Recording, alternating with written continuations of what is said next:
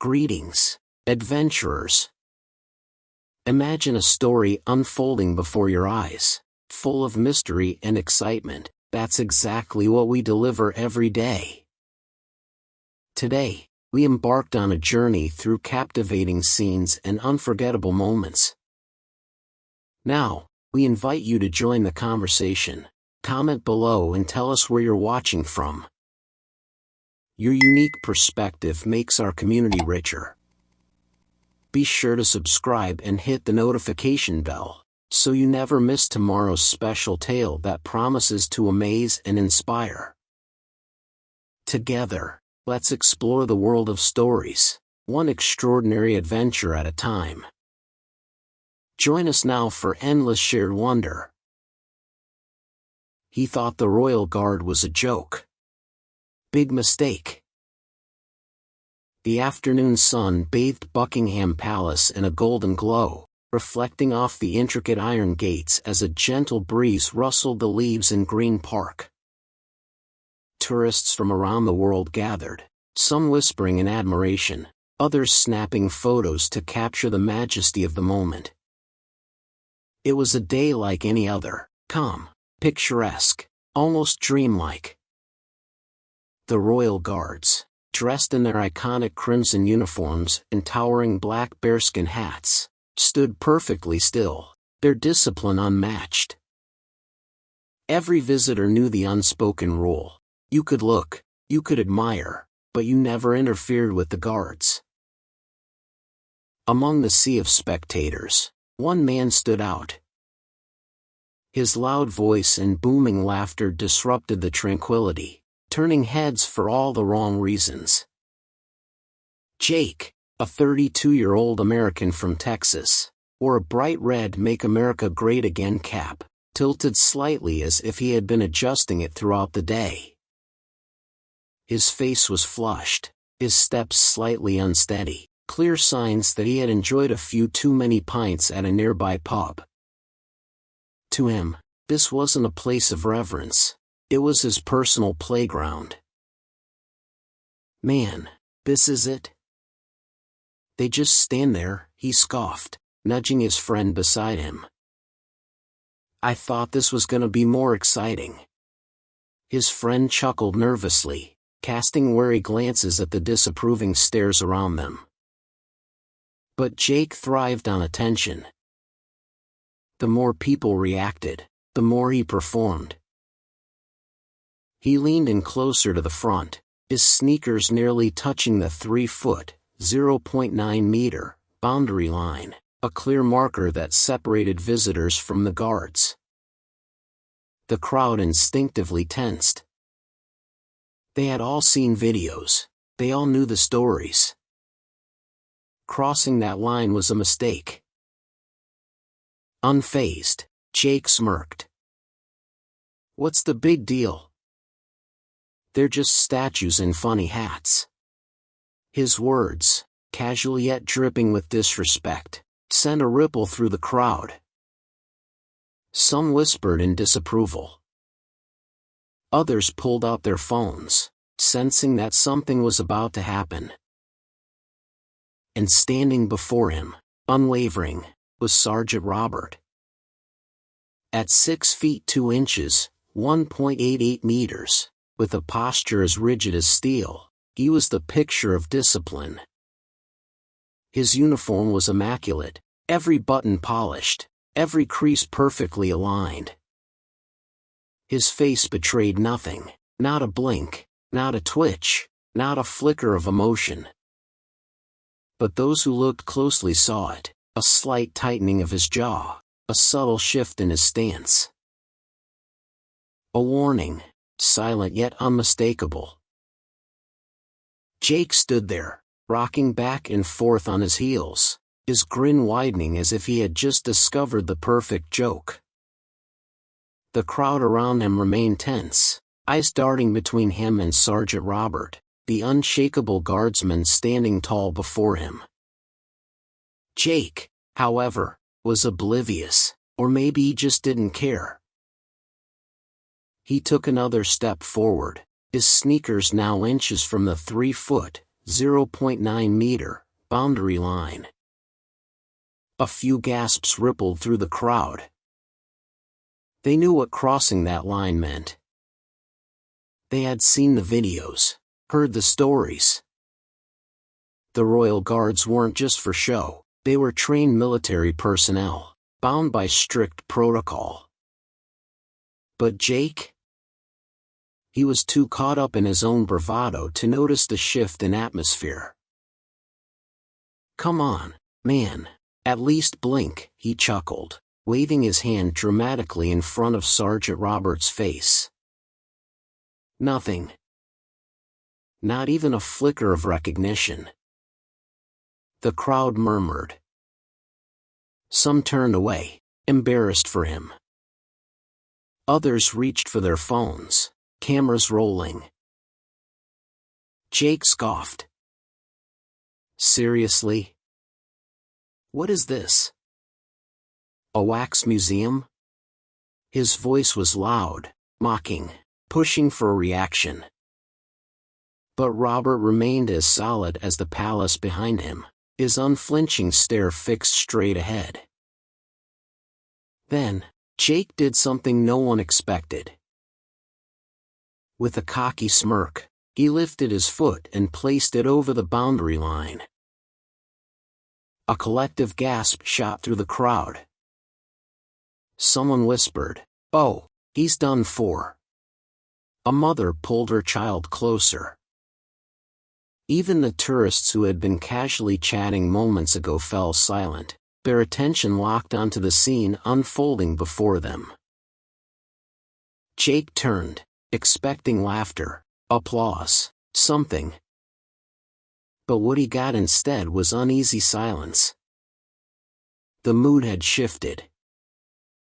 He wasn't the funny American tourist anymore. He was the guy pushing his luck in a place where luck didn't matter. And yet, he doubled down.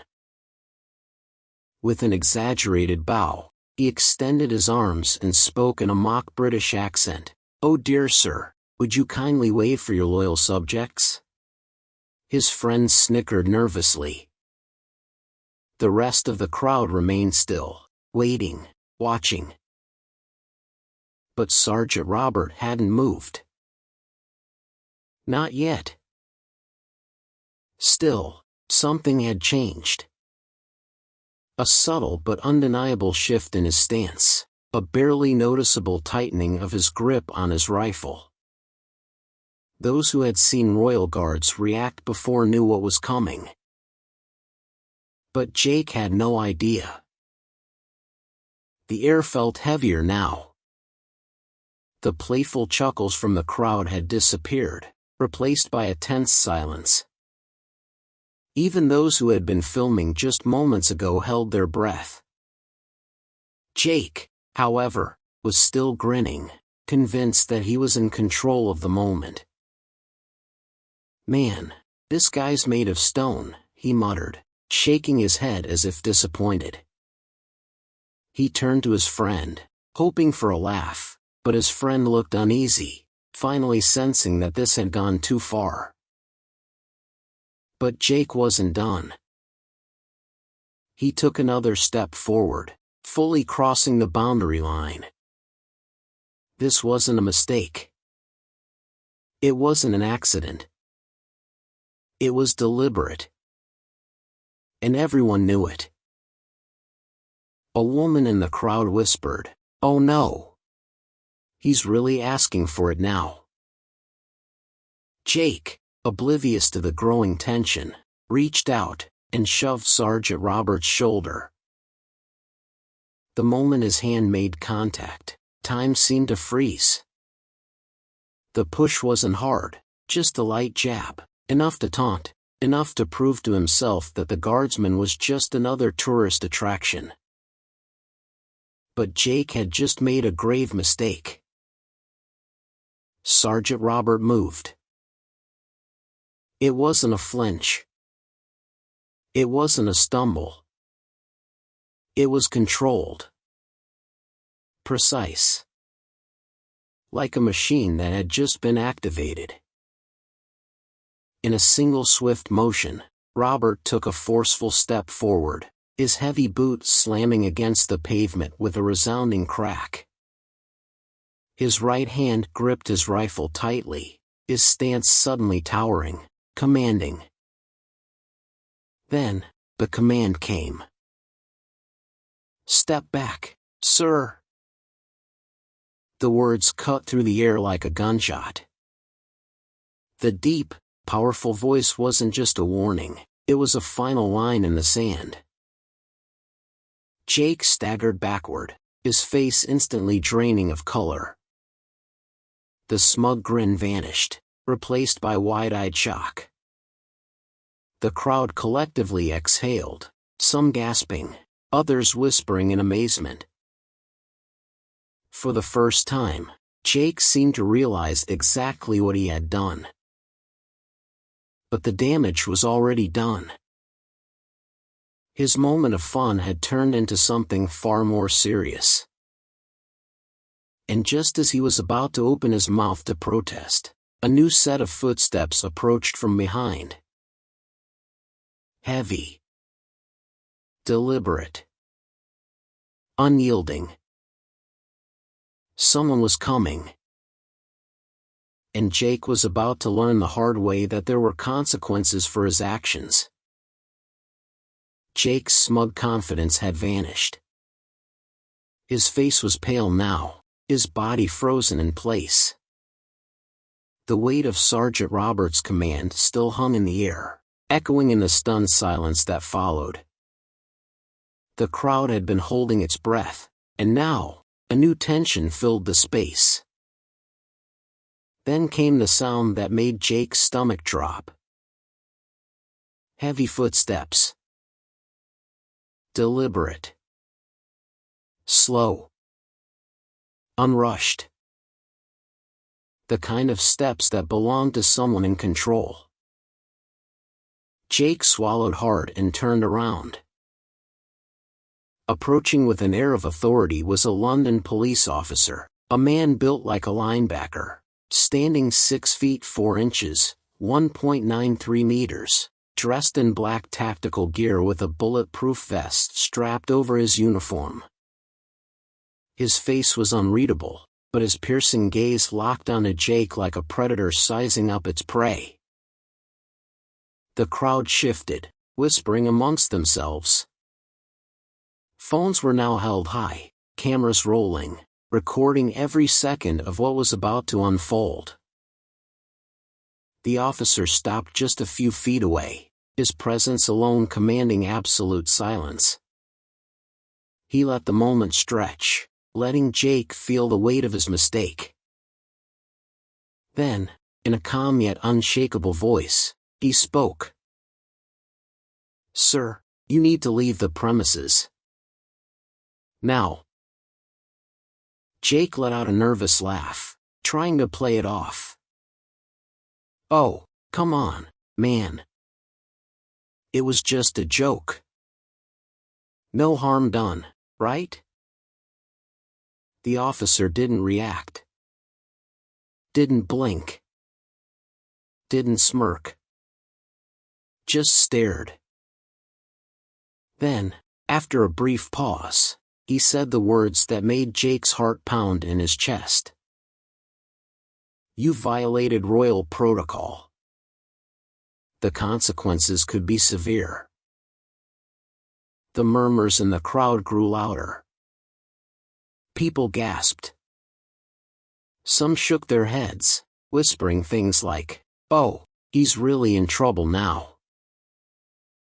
For the first time, Jake looked around, realizing something chilling. His friends, the same ones who had been hyping him up, laughing at his jokes, were now gone. They had slinked back into the safety of the crowd, distancing themselves as if they had never met him. He was alone. Jake's bravado cracked. His posture slumped, his cocky stance replaced by an awkward shuffle. The police officer took another step forward. "Follow me." Jake hesitated, but one glance at Sergeant Robert, still standing firm, his expression as cold as stone, told him there was no way out. Defeated, humiliated, and under the judgmental stares of hundreds of onlookers, Jake slowly turned and began the walk of shame. Jake's steps were heavy, his once confident stride reduced to an awkward shuffle. The energy that had fueled his arrogance just moments ago had completely drained away. His bright red cap, once a symbol of his bravado, now felt like a beacon of embarrassment as the crowd stared him down. Some watched in satisfied silence. Others whispered among themselves. A few, unable to resist, began clapping, a slow, sarcastic applause that spread like wildfire. Jake winced. Then came the first taunt. "Hey, Tourist of the Year," someone shouted, sending a ripple of laughter through the onlookers. Another voice chimed in, "This isn't America, pal." Jake's face burned. He glanced over his shoulder, hoping to find his friends, but they had completely disappeared into the crowd, abandoning him the moment things got real. He was truly alone. The officer didn't look back. Didn't slow down. The further they walked, the more phones were raised, capturing every second of Jake's downfall. Social media was already exploding with footage, clips being uploaded with captions like #RespectTheGuard, #KarmaStrikes, and #Actions Have Consequences. Jake muttered under his breath, it was just a joke, but no one cared.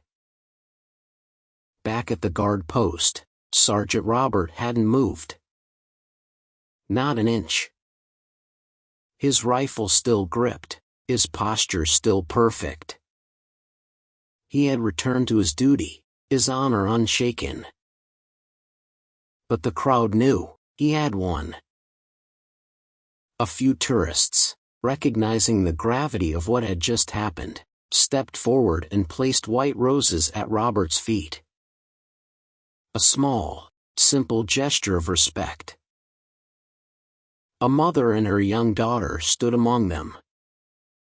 The little girl, wide-eyed, stared up at the unflinching guardsman. "Mommy, why doesn't he smile?" she asked. Her mother knelt beside her and whispered, "Because he's protecting something important for all of us." The little girl nodded, watching in quiet awe. As the crowd slowly dispersed, the moment lingered. Not just as a viral video, not just as a lesson for Jake, but as a reminder. Respect isn't optional. It's earned, upheld, and defended. What do you think? Let's hear it. This story was more than just an awkward tourist moment, it was a lesson in respect, discipline, and consequences. But now, we want to know your thoughts. Drop a comment below. Where are you watching from? Have you ever seen something like this happen in real life? What would you have done if you were in the crowd that day? Do you think Jake deserved what happened, or do you believe the situation was blown out of proportion? Should tourists be better educated about respecting traditions, or was this just common sense? Let's start a discussion. Your opinion matters, and we love reading your thoughts. Plus, don't forget, we have another thrilling story coming tomorrow. Hit subscribe and turn on the notification bell so you don't miss it. Will tomorrow's story top this one? You'll have to stick around to find out. See you in the comments.